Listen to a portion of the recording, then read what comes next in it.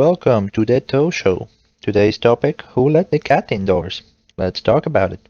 Cats and humans have been chilling for about 10 to 12,000 years. Well, at least the cats have definitely been chilling. But it is less talked about the fact that like 70 years ago, there were few cats that lived entirely indoors like nowadays. This relationship between the two species, like almost everything, began in Western Asia region, since it was the first developed region on Earth where humanity actually thrived, not just survived. As humans dropped their nomadic lifestyle of wandering the Earth and eating whatever they could find, they settled down and started to grow stuff and store it at their own place, which is basically the opposite of what we as humans are doing now when we come of age. And of course, the food storing part attracted a lot of rodents because, free food. Little did the mice and rats knew that they were also free food for the next guy in the food chain, the Middle Eastern wildcat, which actually looks just like the regular cat, but they are the ancestor from which in the next couple of thousand years a new cat species evolved, which looked just like the previous one, just has a new Latin name, Felis catus, or something.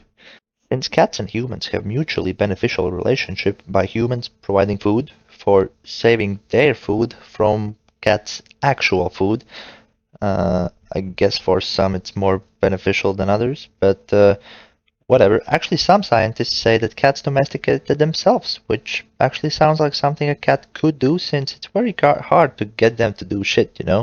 By the way, we all know that in Egypt cats were like a big thing and they were kind of kept around to not anger the gods or, something like that.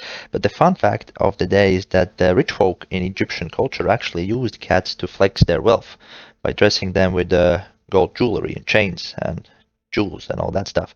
And that is not that surprising, from the dudes who made large triangles in the desert. Anyways, humans saw that they help to keep the place tidy, so they took them with them wherever they went, and oh boy, did we went places. When Egypt became a part of Roman Empire, the cat traveled across all of the Europe, and later on, when the Europe traveled across the world, you guessed it, the cat came along, because they have always been prized as professional mouse hunters. Towards the end of 19th century, more and more Americans started to keep cats at their houses, and by the end of the World War I, they had established their position as house pets. But during all this time, the cat was still allowed to roam freely and not being contained indoors, not to mention the fact that, they still had their private parts intact.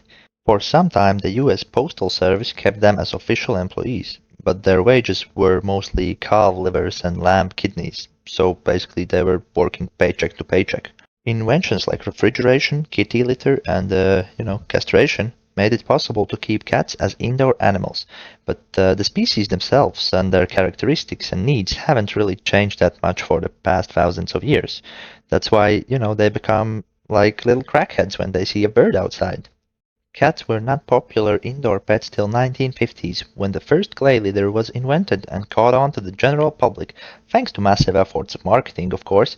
So basically, indoor cats are also product of capitalism. With all this shenanigans, cats are still living outdoors, and the ones doing so should probably stay that way, because that's how they have lived for thousands of years, and they will find food by themselves, even if that means they have to take out, a whole group of species. So, sorry, grandmas, you can keep your leftovers. And that's that, the story of why the cats actually live indoors. Well, if you liked it, please press all the necessary buttons. I hope you found out something new today, and hopefully see you on the next episode of The Tom Show.